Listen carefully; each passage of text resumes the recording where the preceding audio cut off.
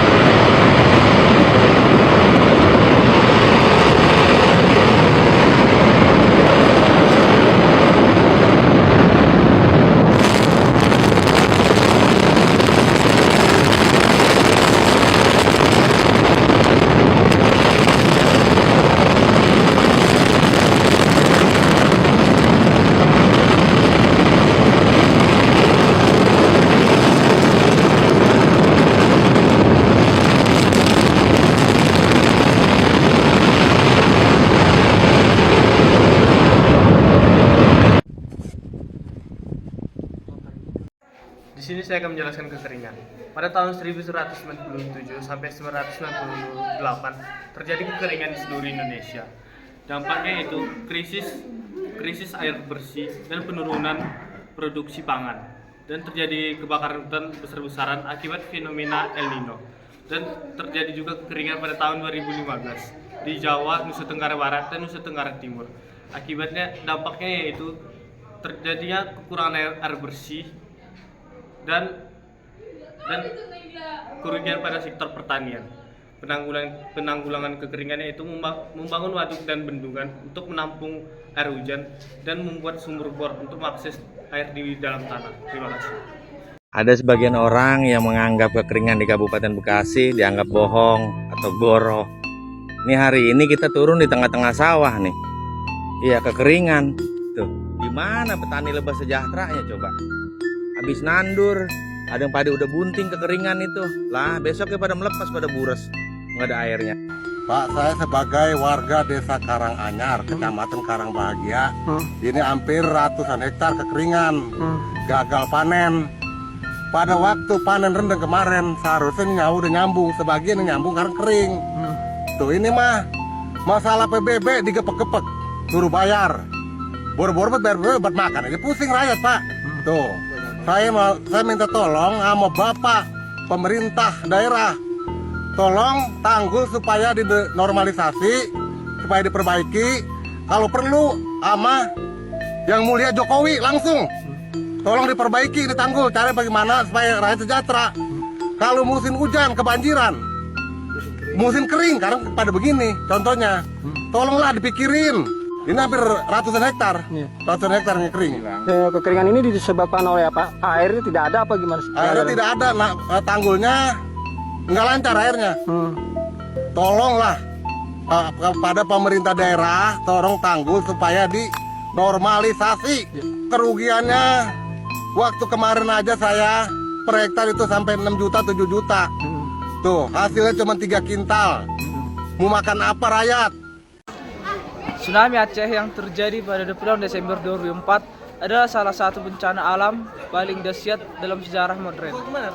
Gempa bumi berkekuatan 9,1 sampai 9,3 skala Richter yang berpusat di lepas pantai Sumatera, Indonesia, memicu gelombang tsunami besar yang melanda berbagai negara di sekitar Samudra Hindia.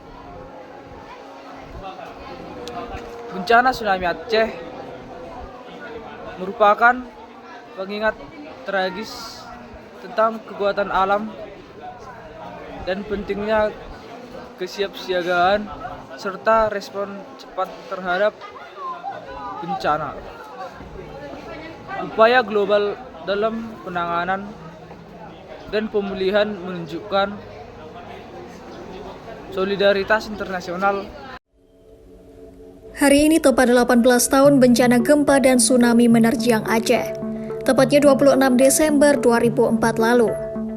Bencana tersebut menjadi yang terdahsyat yang pernah terjadi di Indonesia. PBB pada 4 Januari 2005 memperkirakan bahwa jumlah korban tsunami Aceh kemungkinan melebihi 200.000 jiwa.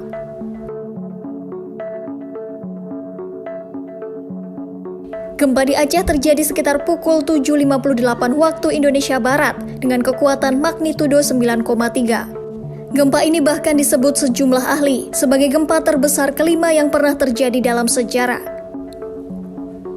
Setelah gempa terjadi, tsunami dengan ketinggian sekitar 30 meter menerjang wilayah Aceh. Diketahui, dahsyatnya tsunami pada saat itu berkecepatan 100 meter per detik atau 360 km per jam.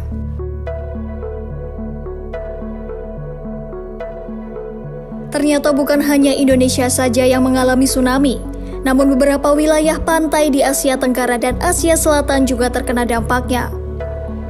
Dilaporkan pantai-pantai di Sri Lanka, India, Thailand, Malaysia, dan lain sebagainya ikut dilanda tsunami. Gempa berkekuatan besar yang terjadi ini akibat dari interaksi lempeng Indo-Australia dan Eurasia.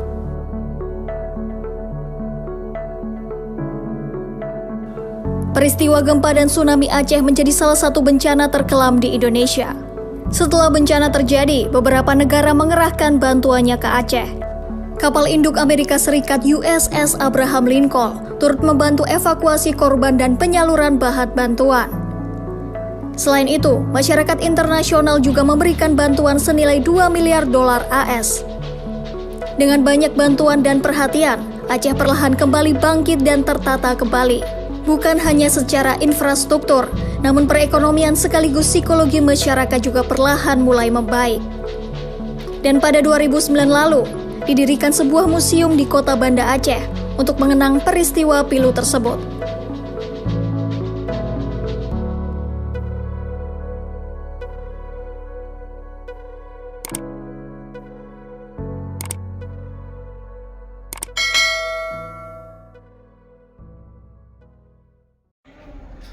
Baik, di sini saya akan menjelaskan tentang pemanasan global ini. Mana pemanasan global itu terjadi akibat dari perubahan suhu di seluruh dunia, akibat dari pembangunan rumah kaca, pengalih fungsian lahan, dan juga pembangunan beton.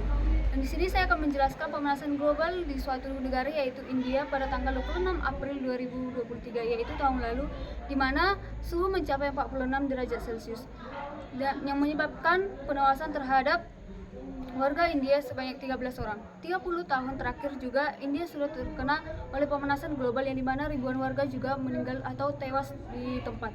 Mereka tidak sanggup untuk menahan panas atau suhu yang berubah akibat dari pemanasan global.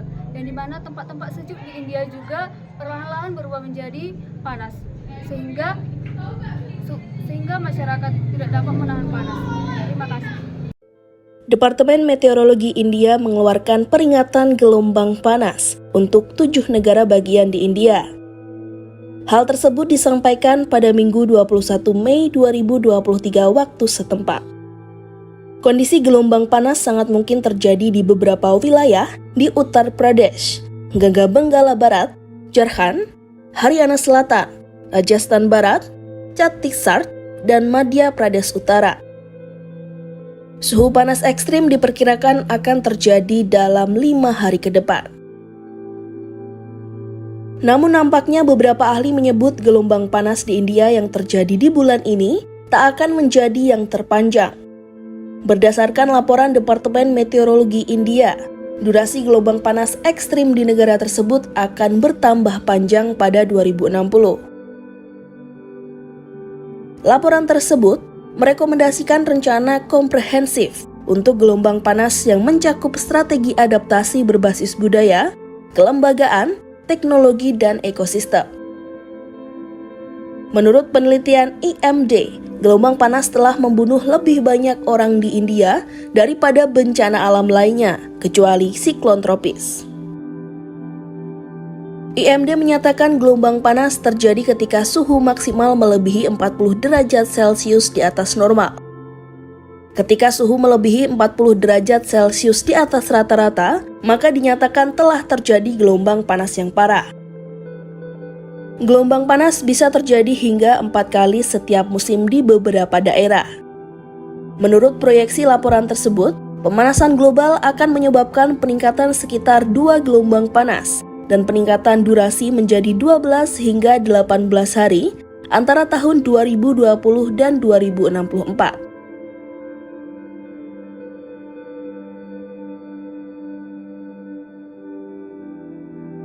Karena pernah terjadi pada tahun 2019 di Kalimantan, Sumatera, dan sebagian Pulau Jawa.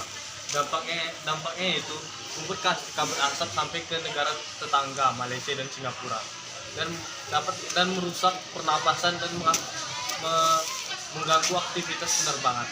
Dan kebakaran pernah juga terjadi pada tahun 2015 di Sumatera, Kalimantan, dan Papua. Akibatnya menyebabkan krisis ekonomi, membuat kabut asap menyelimuti Asia Tenggara, serta sekolah ditutup. Cara penanggulangannya itu memberi edukasi kepada masyarakat tentang kebakaran hutan dan pentingnya menjaga hutan, dan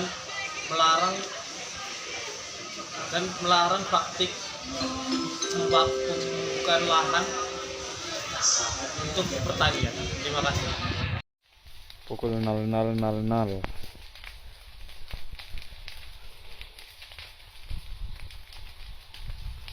5 meter dari TKP.